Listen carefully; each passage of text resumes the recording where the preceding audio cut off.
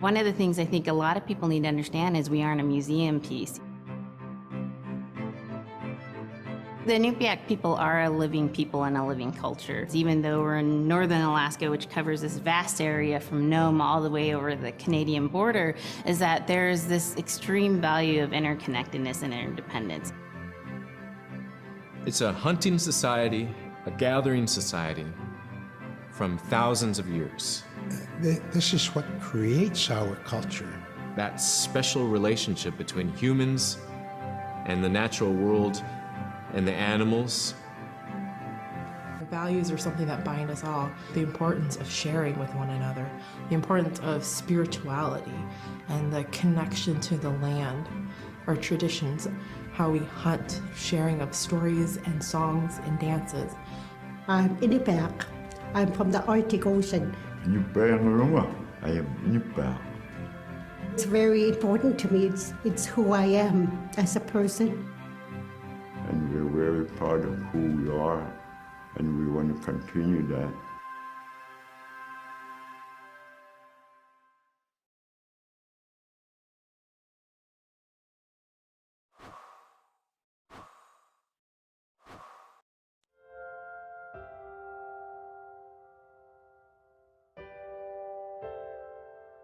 It'd be busy, busy, busy all through the day. You get up and you just go right to work, you know, right to work.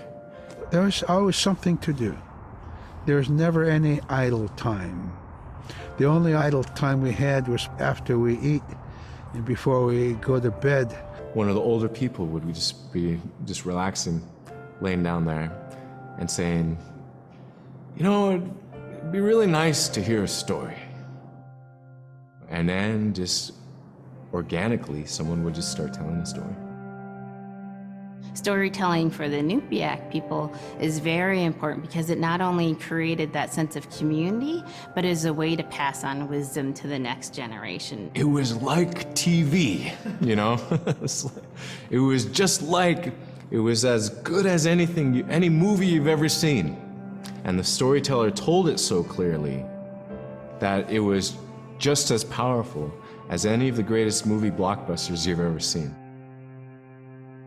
There was a reason behind the stories that we were told because they held traditional knowledge. They held things that we might need to know in life, whether it was about how to find food or how to survive, or it was about well-being and the importance of connecting with people and being a good member of the community. We all do stories. We all live in stories. We all tell stories to our friends. And they need to be told. They need to be heard.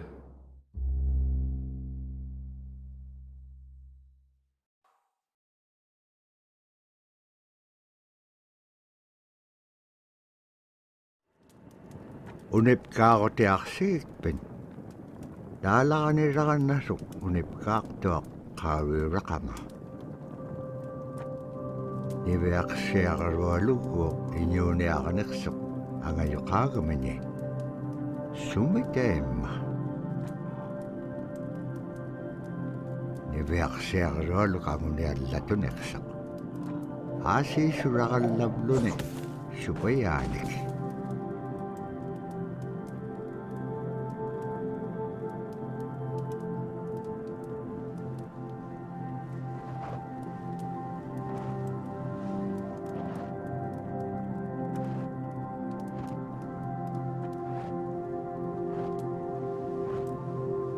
Iñuniaqotin anuqqautigaiti.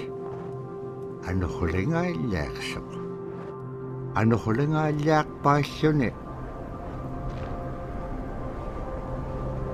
Kisaimma panerniallaaqsivut. Niveaqsiaqarualuk kisaimma isummeqtoq. Tavraasi kangitsaquaqsigaasumman anuqlisuguruqumagaan. Summan anuqulingaallaaqamagaan. Tavraasi kangitsaquaqsigaasumman anuqlisuguruqumagaan.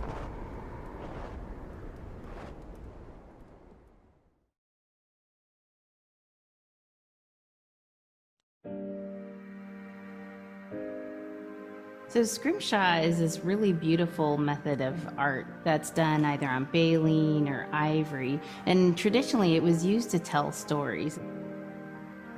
Each etching is telling a story of some event. Caribou hunting was taking place. This is what was going on. War began around this time, and so it sort of gives you a timeline of history through etching. An elder or the person who carved it would literally be able to read the scrimshaw story. They're like reading a book, in a way. A lot of the storytelling traditions would be things that after the storytelling was done, we'd just rely on the next person telling it. And so scrimshaw is a very important way for Alaskan Native people to record their history.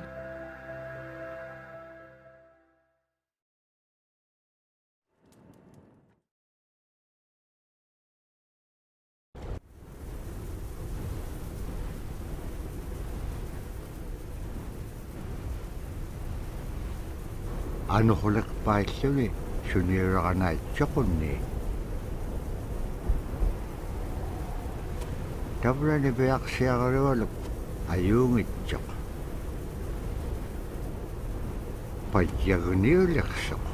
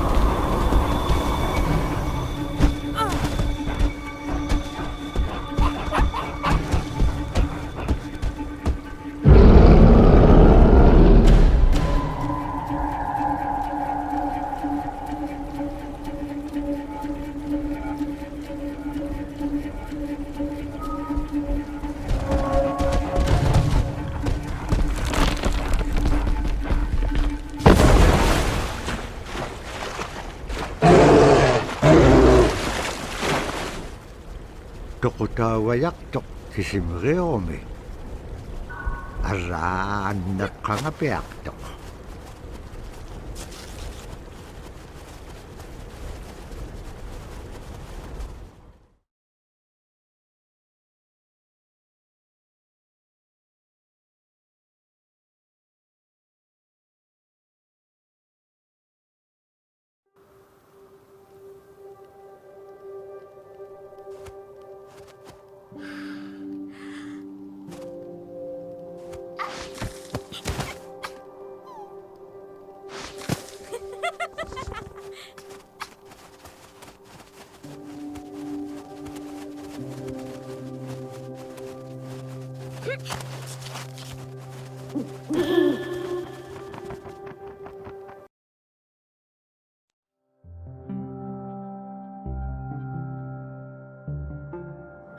When I was growing up, my grandpa had a pet white fox.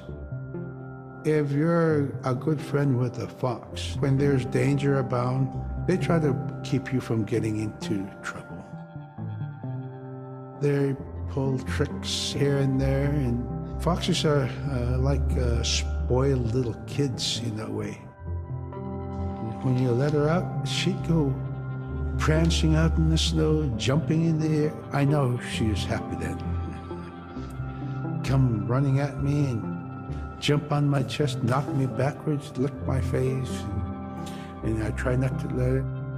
So that was my memory of my grandpa's pet fox.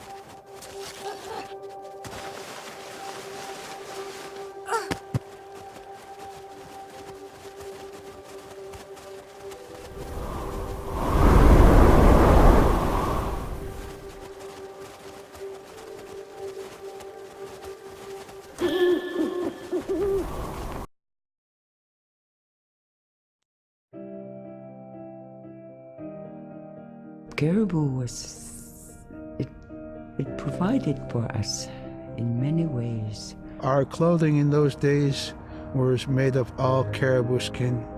I grew up wearing caribou pants, mittens, caribou skin mattress, blankets. Some people had boots that were made with wolf leggings, sealskin sole bottoms. Baleen was shaved to make insoles. They kept us quite dry and warm as well.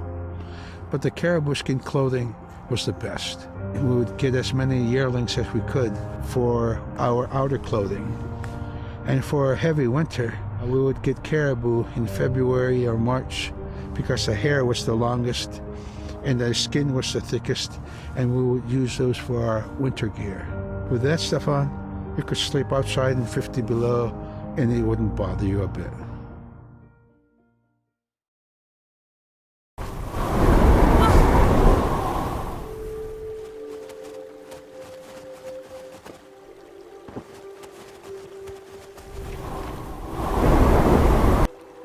Niveaksiagaluk kangersingalok supaya allawluni taam nateriganniaq sivuniqsip kangaga niveaksiagaluk qanutun peqpaganaqtilaangit tamatkua ikayoqtauruat.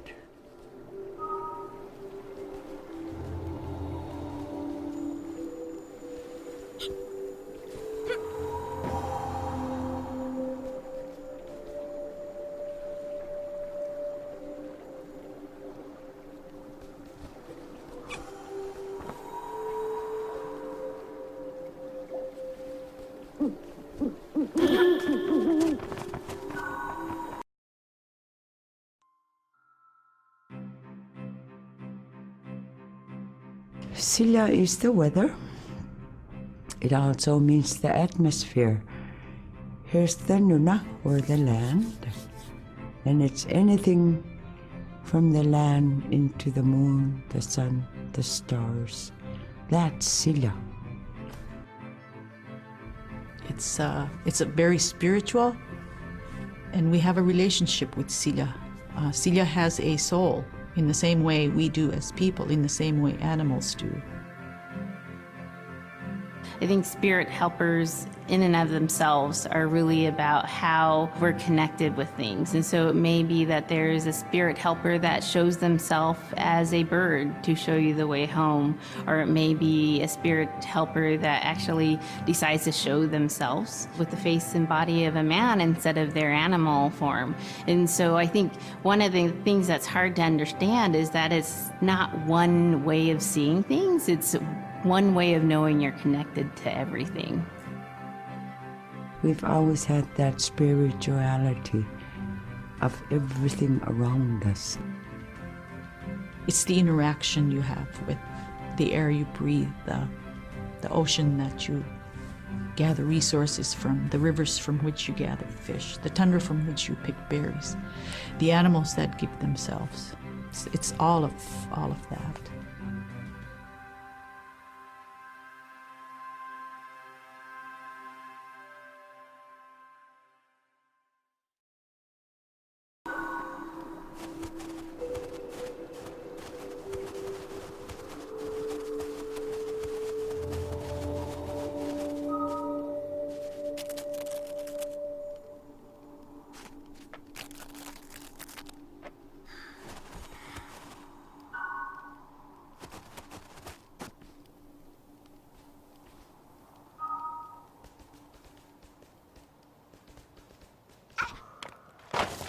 Niveaksiagalulugu teriganniagalu ikayuutipiaqtuk. Siqaqaniutimigini. Ara kangersinaittsuqunni qanuq pisilaanga. Aglaan tavra atautsukun aingaluk.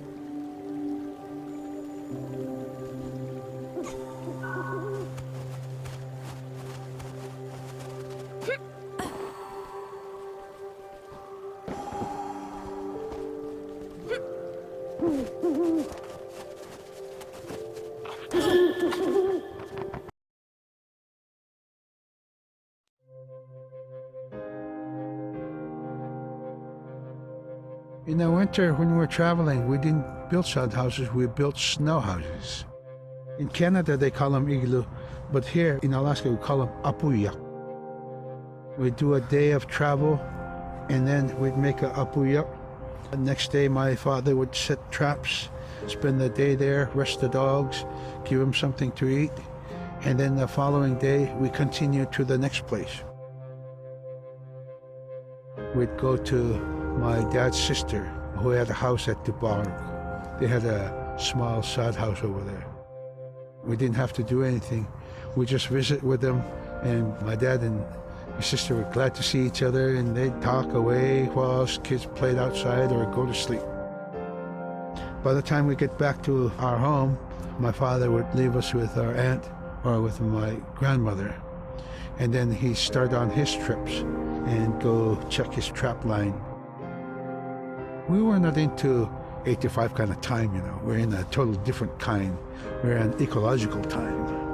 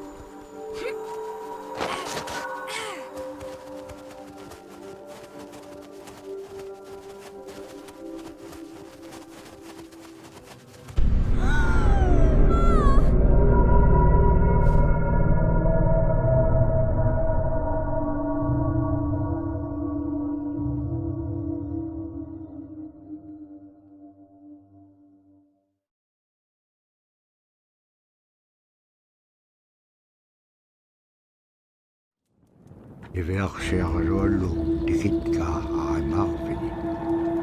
Agalaan maluunaqsingamalo. Injoqulu tikingamaloq iverksiarluallu piingaan. Ivahalaqsimaloq sumittaimma. Nikatjakkumanyainniqsuq. Pakit qaangaarnagu ivaqtani. Nunaaqqiq ikiuaqtuaganiqsuq. Iñungi tuquttaqtauganiqsitu.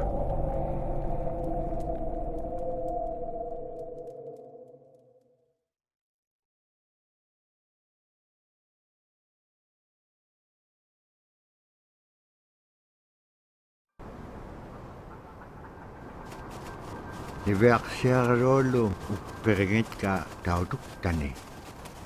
Tautugunaqtuaq sunapayaaq siquminganiqsoq.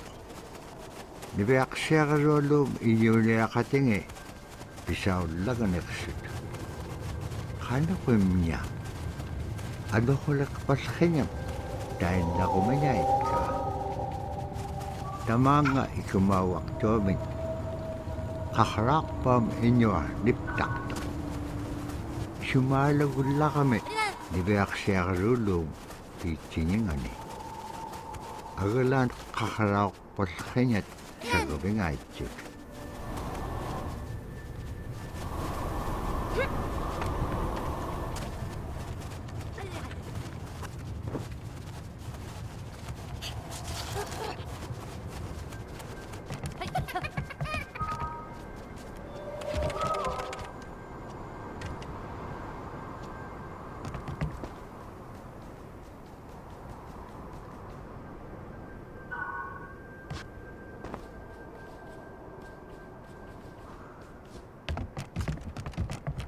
Qaikuin tutiing uqallaktoq iñugungaruaq uppik qaneq uma ilisimaneqpaqa isumullaktoq niviarsiagalualuq qanuq kiitapura qaunugingagikpen qillautika piigupku ikajoruniaqalluarikpen kimun tainnanunaaqeq sabaaritilaanga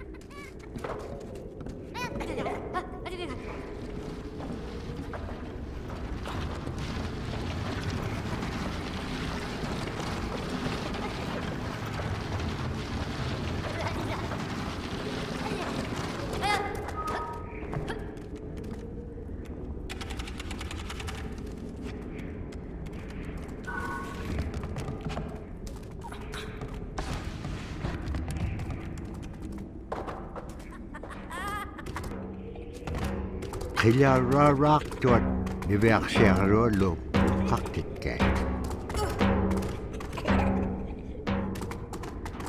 aasi anipliting suna ittuktusugulugumagaat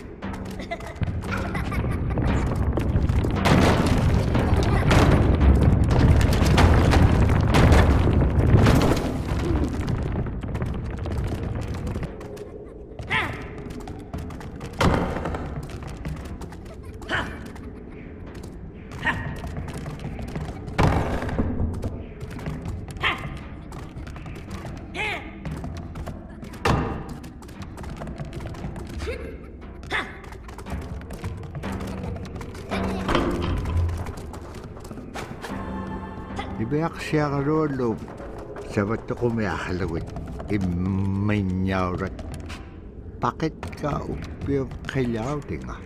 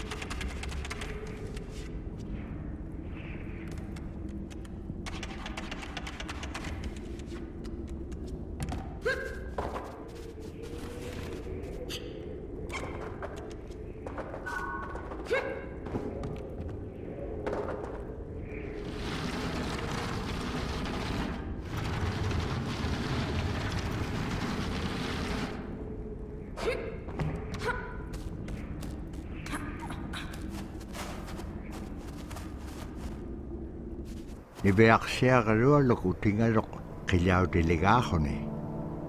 Upik ko pea chapalugarok. Asi tapura pibit takaliw di pea langaga nibeak siya karualo. Dahil nahone ay chudi kirakangarok.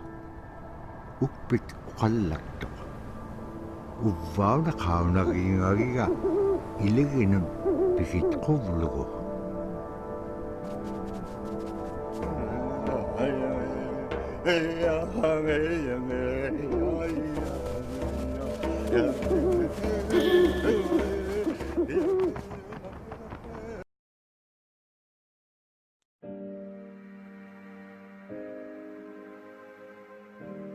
The bola is what we call kilamitang. And the kilamitang is made out of braided sinew tied out to some heavy bone which you could twirl. In my case, we're catching ducks. When we're out whaling, sometimes the ducks start flying. And they're good for duck hunting. You know, if you're a whaling crew, you can't make too much noise. So you can't use a shotgun for getting some duck soup handy, you know. So bolo was a really handy weapon to use for catching ducks. You know, the ducks fly in, you throw it up and tangles up the bird, and down they go.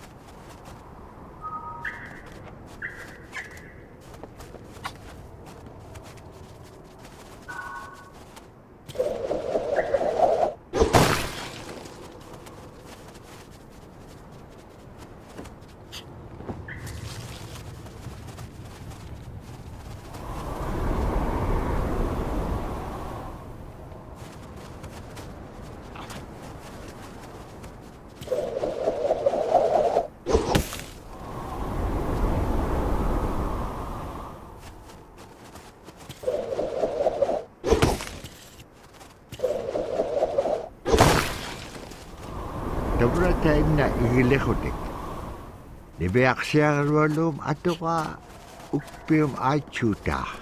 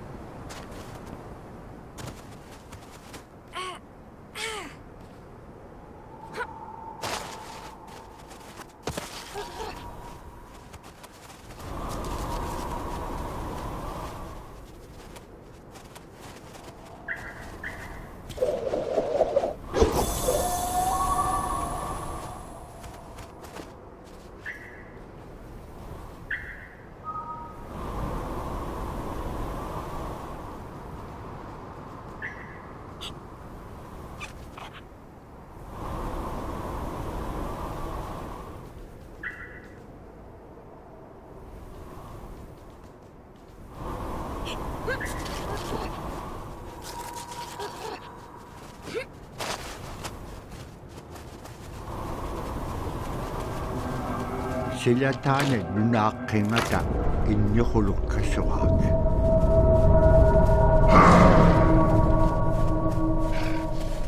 Iñupiaq taudu kameo lutqaqawa. Agalaani veaqsiaqaruadu saperinaqsimalu.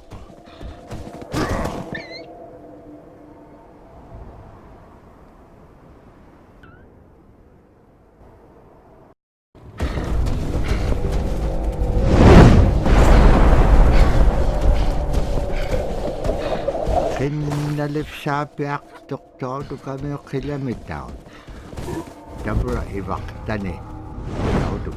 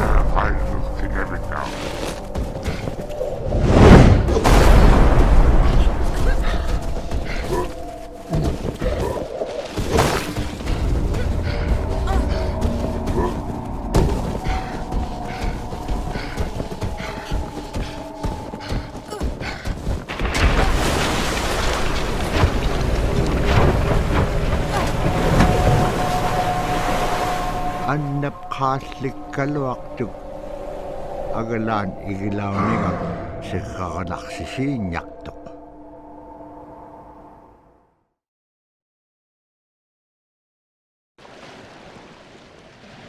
Malaquguni uvluguni wisaavlutik.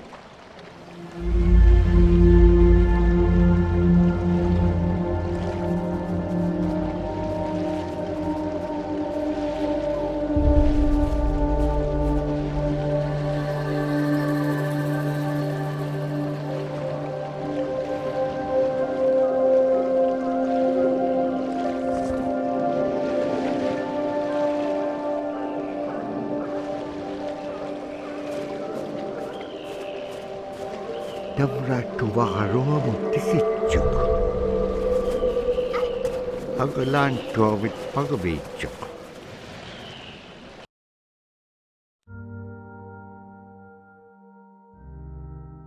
The scaredest I've ever been, I was 12 years old.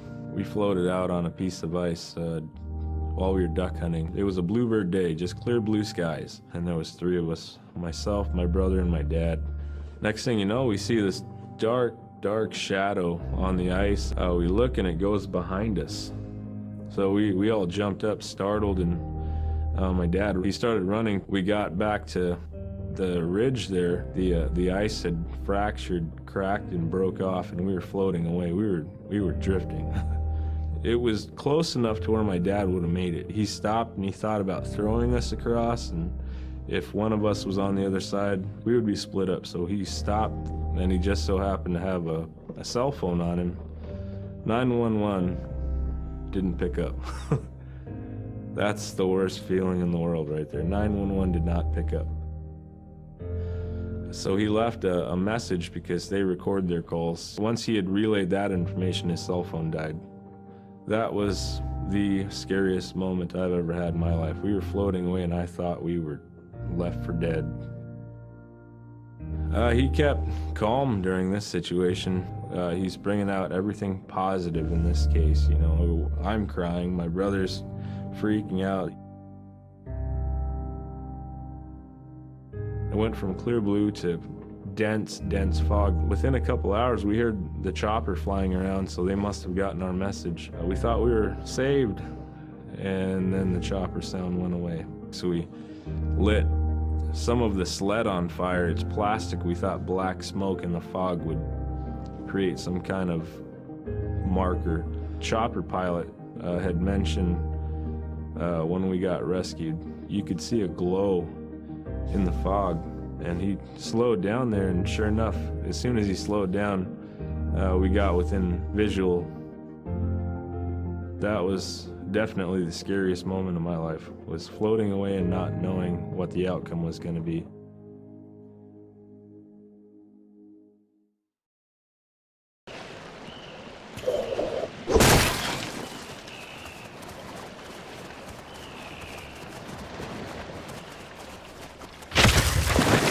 Siku nalunak tok hanok igilakaniak tilanga.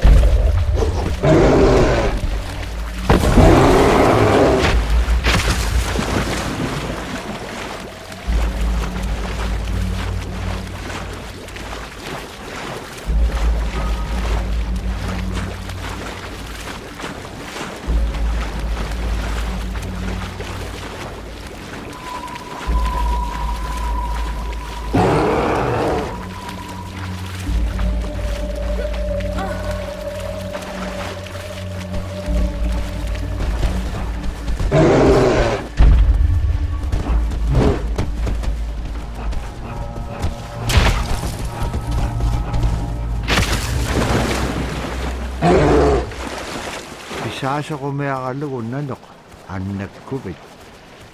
Pinatitaka video. Kakame nanok, likat jalay chok.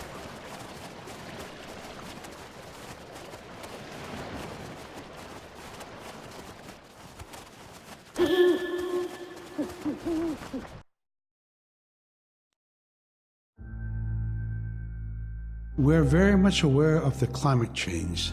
And it's been for many years, even before climatologists were noticing the change, Inuit were already saying, Sila alangoktok. Our climate is changing. If the heat is going the way it is right now, for us it's going to be pretty bad. Different birds are coming, and they're coming earlier, and sometimes rain is more than what we want. Because when there's more rain, we know it's going to melt the permafrost. In my time as a young whaler, when I was 9 years old, we're hunting from ice that was about 25 feet thick. And there was giant icebergs already floating, coming by. That was the first signs of a changing climate. Ice that never broke before was now moving. Now, here it is 50 years later, we're hunting whale from ice that's 18 inches thick. There's no more thick ice. It's creating a malfunction in our whaling season is what it is. Actually, more than that, all seasons in general. I think we are more scientists than more people will realize. We have more knowledge of those things than people will ever know.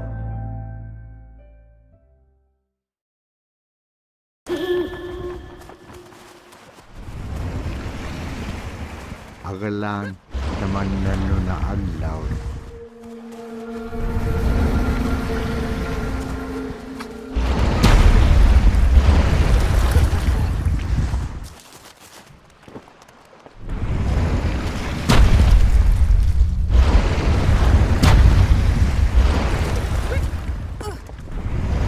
kallanipsok Iñupiaq.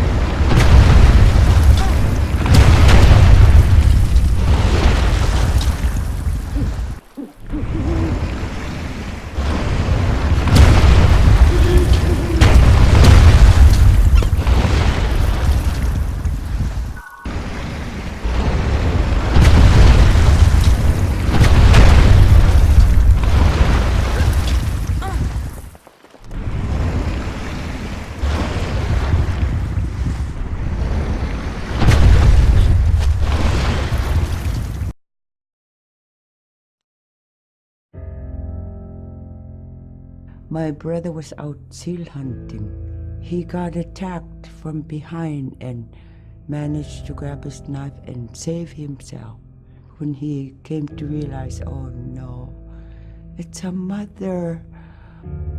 We've always known traditionally that we avoid killing a mother. It's always been sacred to us to protect them.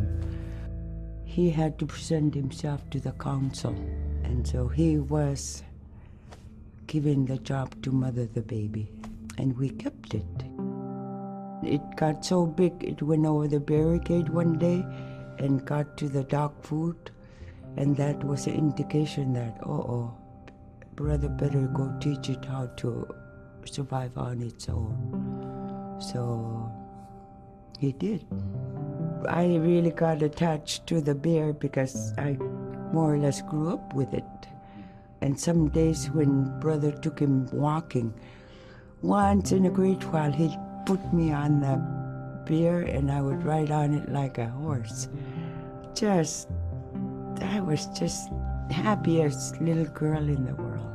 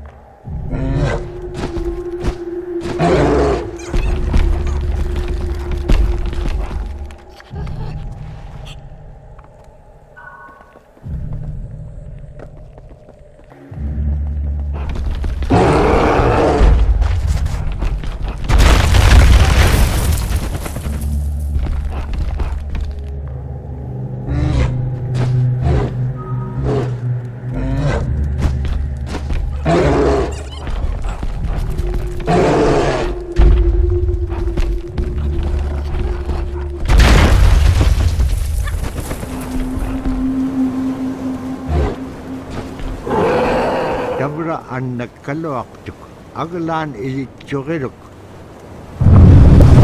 annapiaqtilaangan nunam atimikini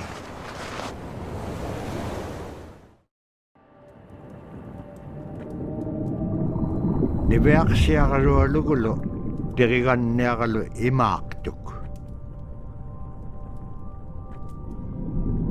aasi taqium angalatqarsivullugik taqium igukkaik qairusunginun puktaaqpaum araaqanorlik taimma ipingitpak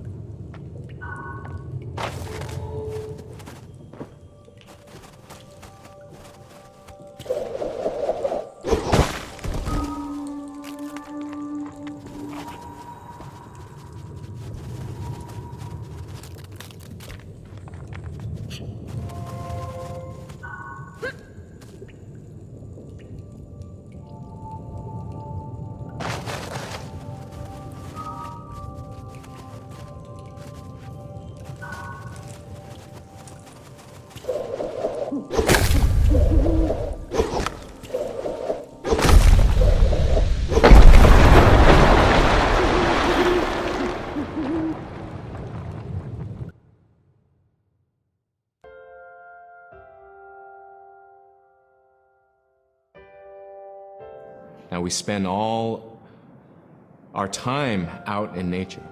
You get very intimate with the world. And over time, if you're living that life, you start to sense that everything has a spirit. There's a consciousness in everything. Everything is alive. If everything is alive, then we want to respect it. And if we're going to use it, we want to use it respectfully. What I try to tell my nephews and nieces, you know, you love to hunt, you have to take care of the animals that you catch, preparing the food and eating the food that you catch. Water provides you. The ice brings you life. It provides all those things that you need to be a part of your life. That was something I grew up with. I grew up respecting the animals. I grew up respecting the land. And that, to me, that is why we as Iñupiaq, as an Iñupiaq culture, as an Iñupiaq people, is why we're so successful.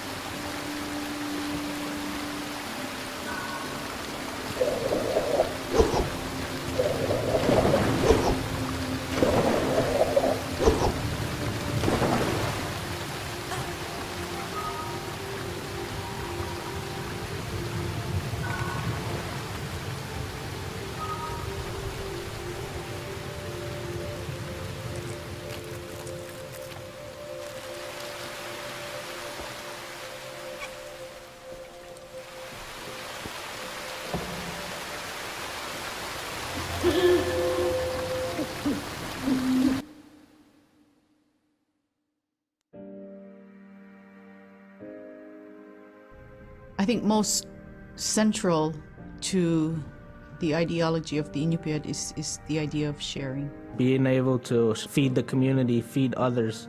That's why we hunt. You know, in the old days, that's what you needed to survive, you know. The sharing is important because it's how the community survives together collectively. We just give. That's how I grew up. That's the way I'm always going to be. Because of who we are, we always think about other people first. If our people didn't share in the old days, we wouldn't have survived in this harsh, climate, environment.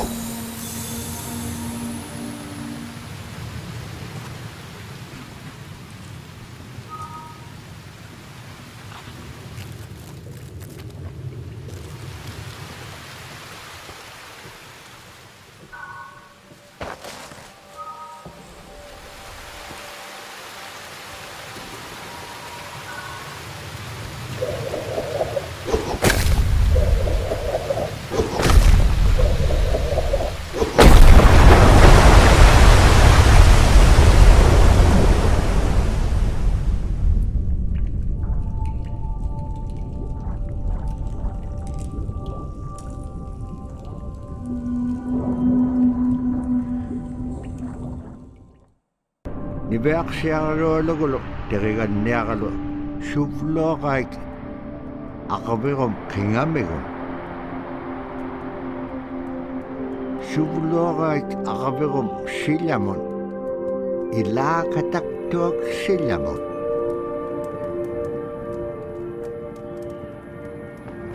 Tipineraik, sanganun, nunaken.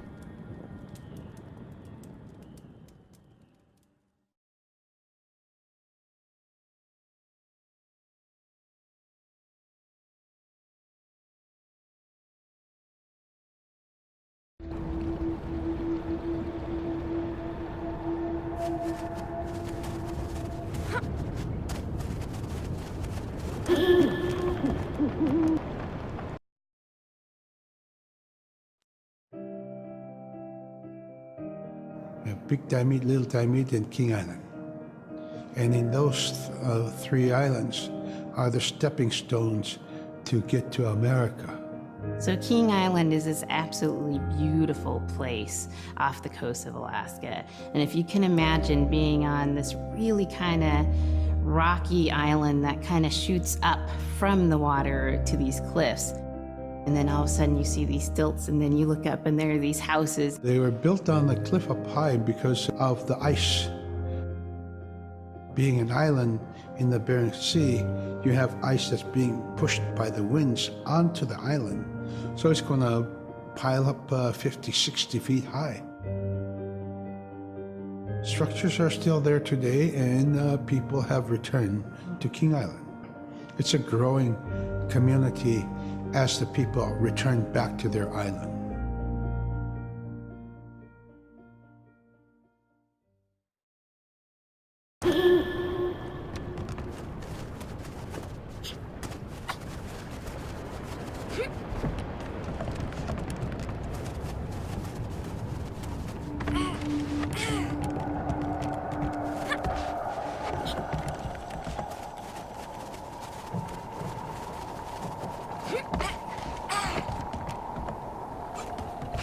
Tamna nunakek, Iñitkinga Inñitchuŋa.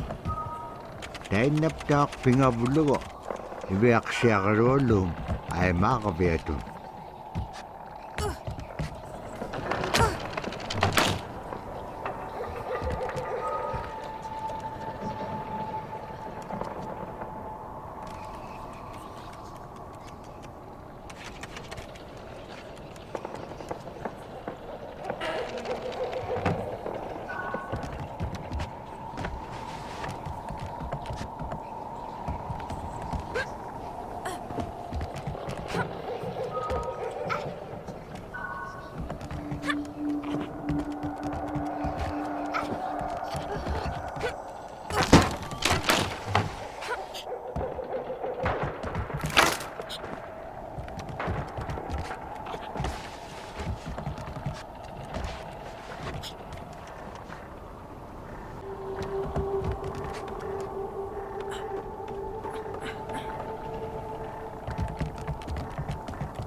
Kigokayat kaumak titkat nunakek.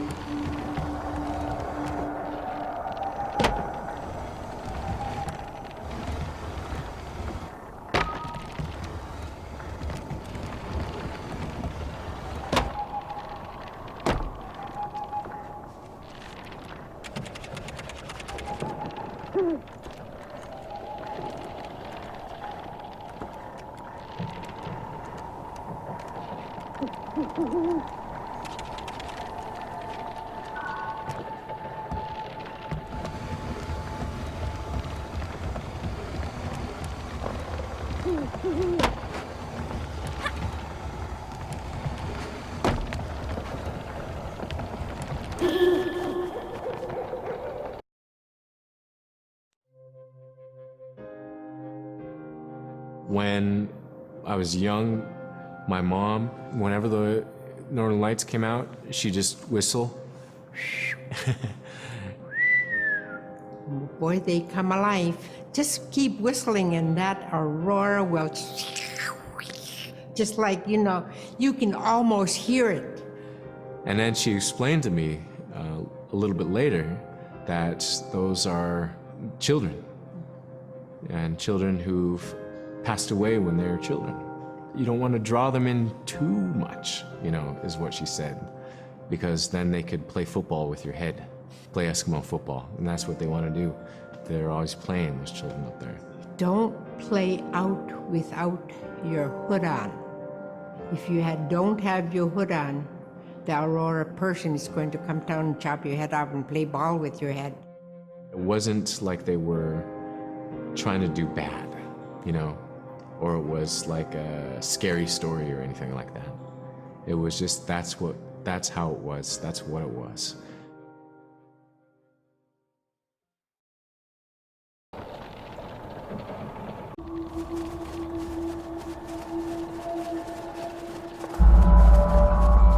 Kirwayat silyagahuting silyamen. Iba haliksut nalaka nila ikyonik. Tukpanan.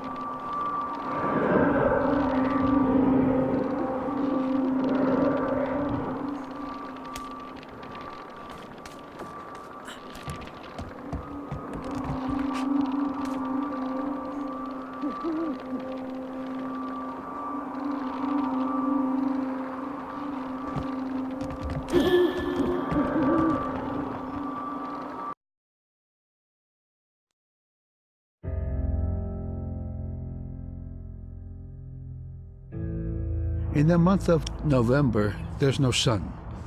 So during that dark time, we travel by the light of the moon. It's quite different. Everything was silver and black. Toward the horizon, we could see where caribou are because their body heat flowing upward, and we could see it glowing in the moonlight against a dark horizon where there's no stars. If somebody yelled, you could know who yelled from where the sound came from, but specifically where that cloud of their breath went up and it glowed in the moonlight.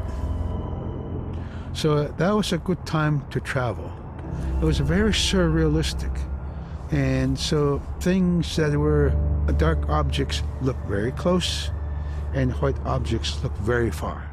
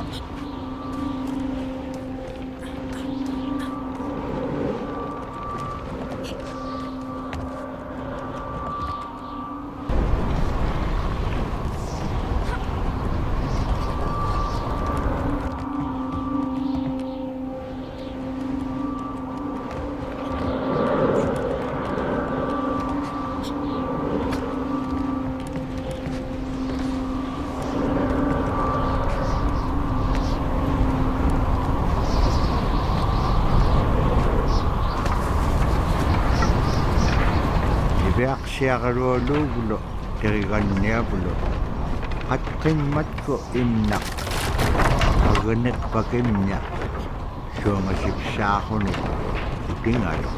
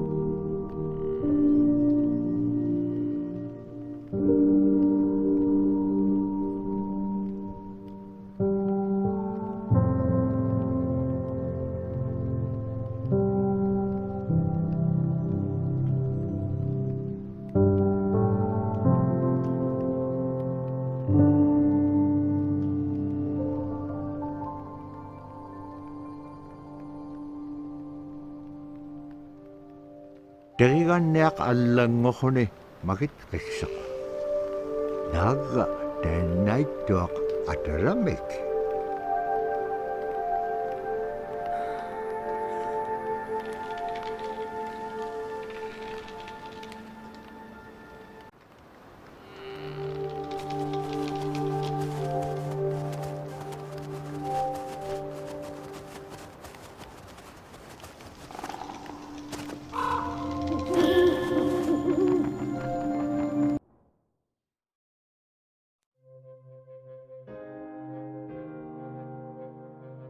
We're taught that there's no hierarchy.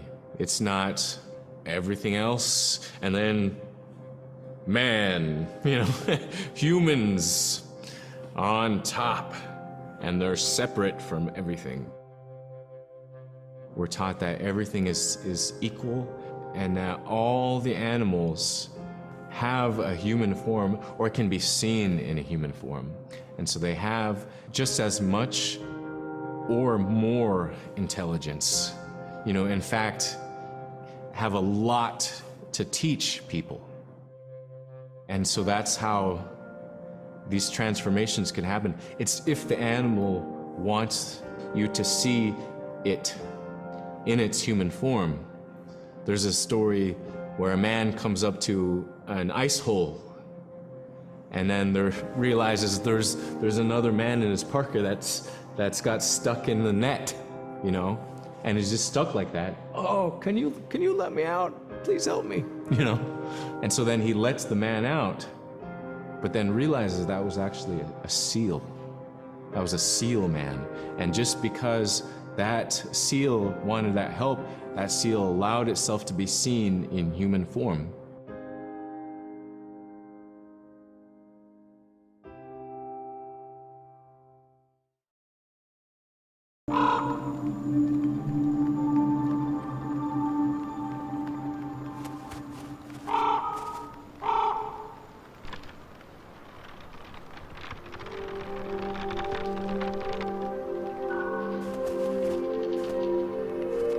Kulange hellugo napaqtut nunangat. Terigan nem kinyaktit kay kanutut yakpaganak tilangi suli ikayuy rod ilit kuchich.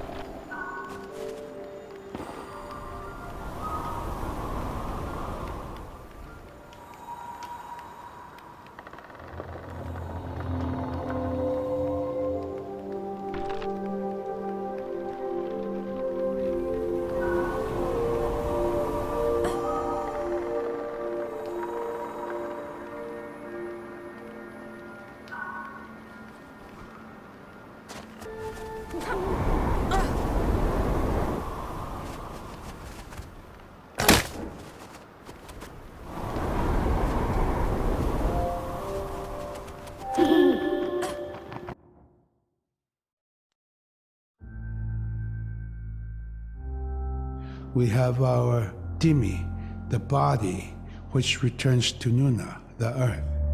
And we have Atik, who is our name that has been passed down to us over the generations. The spirit of our Atik lives on so long as man remembers that name. It would be hard to describe what happens after death. The feeling is that when our Anik returns to Sila, then that may be reborn if the name is passed on to a new child who can then retain some of the memories of the original name. And so it's not uncommon for grown-ups or adults to meet a child who has the same name maybe as their grandmother and say, "Hi, Aka," which means grandma, "Hi, Appa," or "Hi, little mom," or "Hi, little dad," because it's the traditional belief that the soul, is continuing on. Humans are renewed and replenished over time. Just like our plants. Every year, flowers are born and bloom and they die. Next year, they are born again.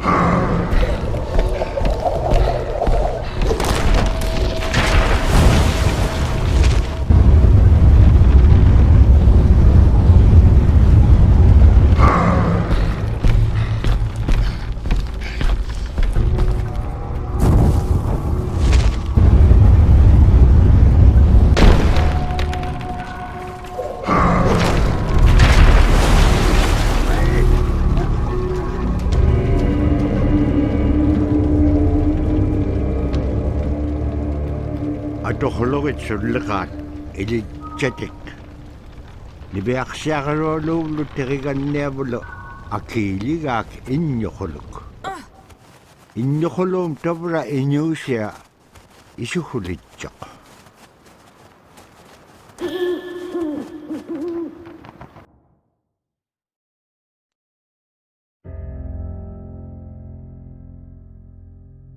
So a recurring type of character in Iñupiaq stories is the manslayer. And the manslayer is kind of this bad guy. And I think really what's at risk when the manslayer comes into story is the livelihood of individuals and the whole community. And so the manslayer is really used as a way to say, don't act only for yourself, always hold the community in your heart. Oftentimes in these stories, there is one person that will stand up. And what this humble person will represent, who faces that manslayer, is a return to order, a return to true living in the community. And it just takes that one person. It could just be that one person that can help to change everything. Because everyone wants to live a good life. Everyone wants to have a good community.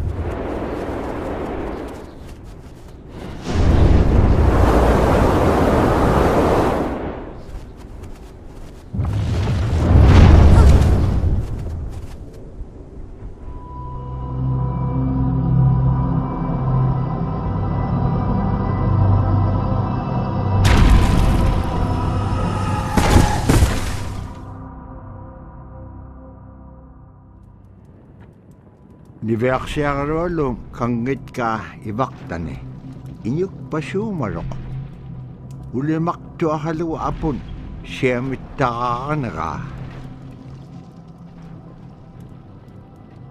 aasi pihirunmik sillamun siammayaaqtillu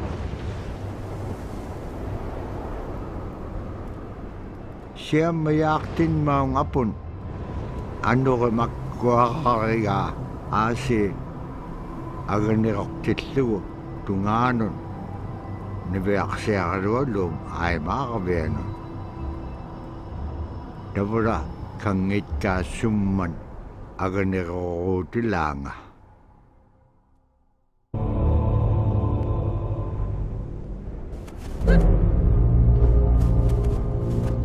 qanorulunga tatpiguaaniarpik niveaqsiaqaluallum qallaqiaq Abulait Khan atau cikun majokonearik buk kiwa derigan niam.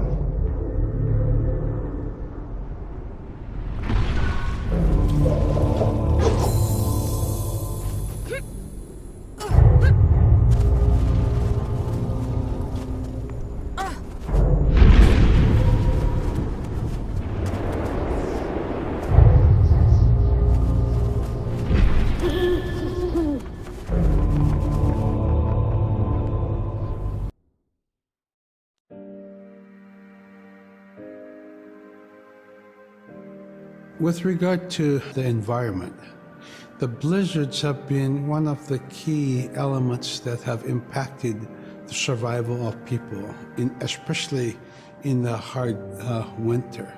We know a blizzard is coming when the moon is starting to get fuzzy. We also look at the stars. When the stars are twinkling fast, we know a storm is approaching. We look to the clouds in the sky to give us a direction the storm is coming from. We learn these as children by observing weather on a daily basis.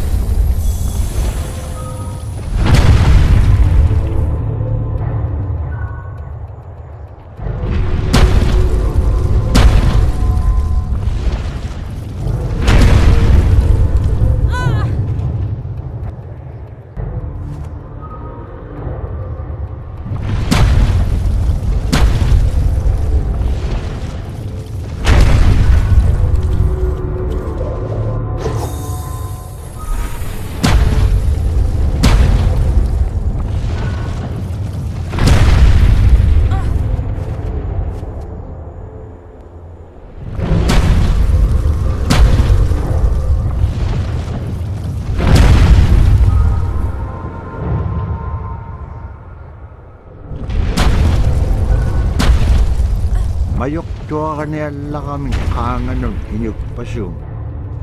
Nibeak seakaluk isummeksok surukraute laamenik.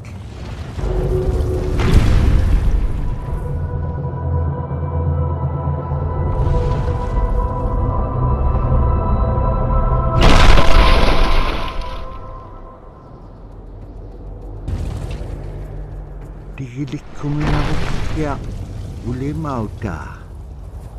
Isumarok. Nalunay tiyok. Aganek pangaresil.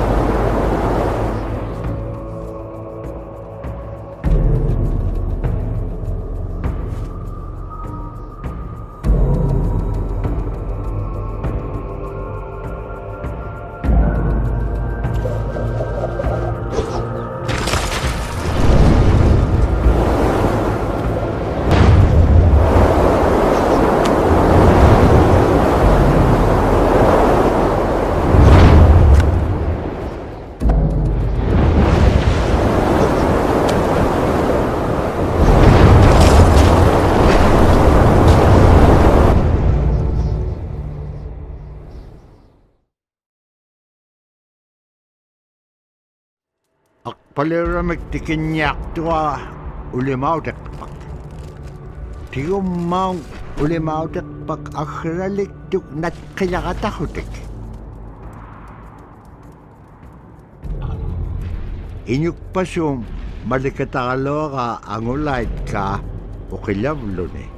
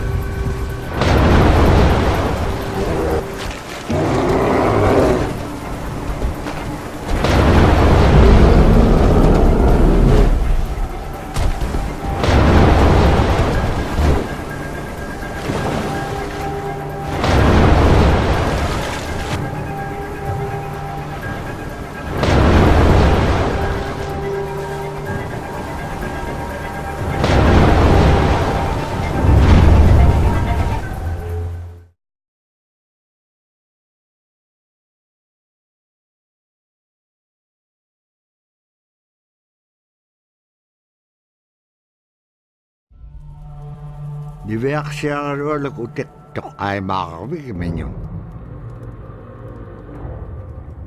Agalan inyuk pasum malakiro ka.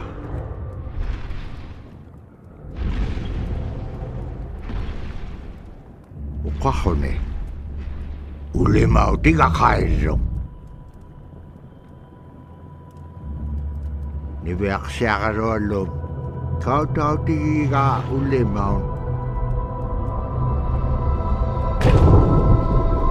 Kisima Inŋitchuŋa ase milok saute bilugo Iñupiaq.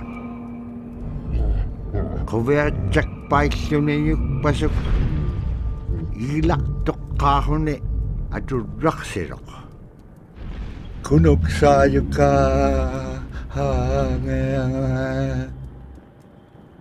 Ulemautiga kailiga ula kuleangea ani yubi isiga kisimea kenyet paten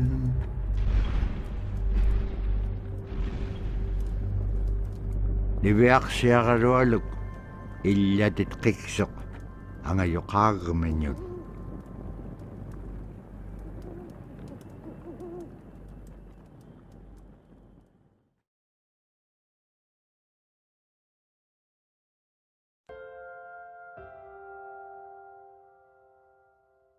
With the story of Kunuk Sayuka, told by Robert Cleveland, it's just a masterwork. It's a well-known story among the Inupiaq people, and in our case, of producing a video game that really reflects indigenous heritage. It captures the imagination, and it's something that you have a very specific kind of task to do. There's a blizzard, you know, and it is just a non-stop blizzard that is overpowering the people. And there's one man that wants to figure it out. And in our case of the story, it's a girl that wants to find the source of that blizzard. The blizzard man, it's like that is the physical embodiment of an element of nature. And so there's a person that needs to go up and take away that's chipping away that snow. In that community, the person least expected is the one who stands up and makes the difference. Humility is something that we value, and where that comes from is the idea that you are not the biggest thing in the world. And when you live in an extreme environment like where the Inuit reside, you're at the whim of the environment, of the climate, of the animals. You can be as prepared as you can, you know, by learning from your elders, but you know, you're not the biggest force in the world.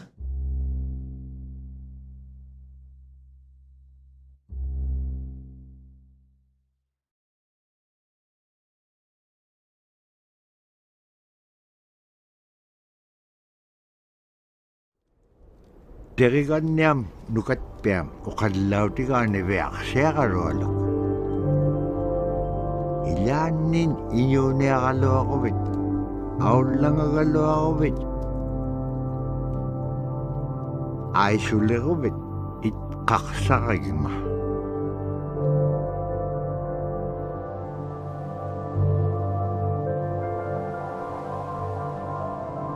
Asita bra tao tukunay kasok. Pao nga, taktua mo sila mo. Tabraten na nasum, unip kakamang tusanga riga.